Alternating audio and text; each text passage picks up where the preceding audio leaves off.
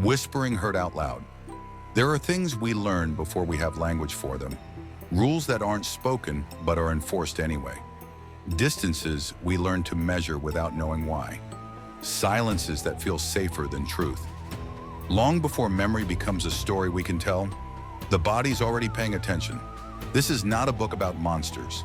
It is about houses that remember, about storms that return, about the difference between what is recorded and what is survived. We like to believe the past stays where we leave it, that time moves in one direction, that memory fades, that silence heals. But trauma is not linear, and forgetting is not the same as being free.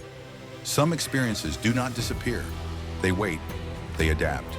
They learn how to speak in ways that sound like instinct instead of recollection. This story moves between two times because that is how truth often works. The past does not announce itself all at once. It arrives in fragments, sensations without images, reactions without explanations, emotions that feel larger than the moment that caused them.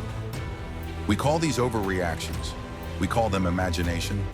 We call them anything that lets us avoid the harder question, what if the body remembers what the mind was taught to silence? In the pages that follow, you will walk through a house on a stormy night. You will hear whispers that may or may not belong to anyone else. You will encounter official records, neat language, calm conclusions. You will be asked, quietly, repeatedly, to decide what you believe. Pay attention to what feels off. Pay attention to what is missing. This is a story about unreliable narrators, but not in the way you might expect. The unreliability does not come from deception.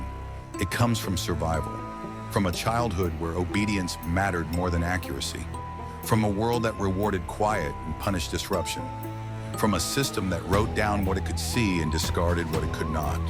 Nothing.